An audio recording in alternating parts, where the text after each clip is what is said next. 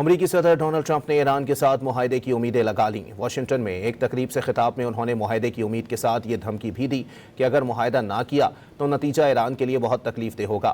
اطلاعات مل رہی ہیں کہ ایرانی فوج، پاسداران انقلاب اور پولیس کے کئی افراد اب لڑنا نہیں چاہتے اور امریکہ سے استثنا کے خواہاں ہیں۔ ایران کے پاس پہلے ہی ایسے میزائل موجود تھے جو یورپ اور امریکہ کے مقامی اور بیرون ملک اڈوں کو نشانہ بنا سکتے تھے۔ اگر امریکہ نے 2 ہفتوں کے اندر کارروائی نہ کی ہوتی تو ان کے پاس ایٹمی ہتھیار ہوتا۔ امریکی صدر نے یہ بھی کہا کہ اسرائیل لبنان پر حملے کم کر رہا ہے۔ امریکی صدر ڈونلڈ ٹرمپ نے ایران کے ساتھ معاہدے کی امیدیں لگا لیں۔ واشنگٹن میں ایک تقریب سے خطاب میں انہوں نے معاہدے کی امید کے ساتھ یہ دھمکی بھی دی کہ اگر معاہدہ نہ کیا تو نتیجہ ایران کے لیے بہت تکلیف دہ ہوگا۔ اطلاعات مل رہی ہیں کہ ایرانی فوج، پاسداران انقلاب اور پولیس کے کئی افراد اب لڑنا نہیں چاہتے اور امریکہ سے استثنا کے خواہاں ہیں۔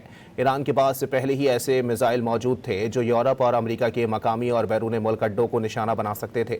اگر امریکہ نے 2 ہفتوں کے اندر کارروائی نہ کی ہوتی تو ان کے پاس ایٹمی ہتھیار ہوتا۔ امریکی صدر نے یہ بھی کہا کہ اسرائیل لبنان پر حملے کم کر رہا ہے۔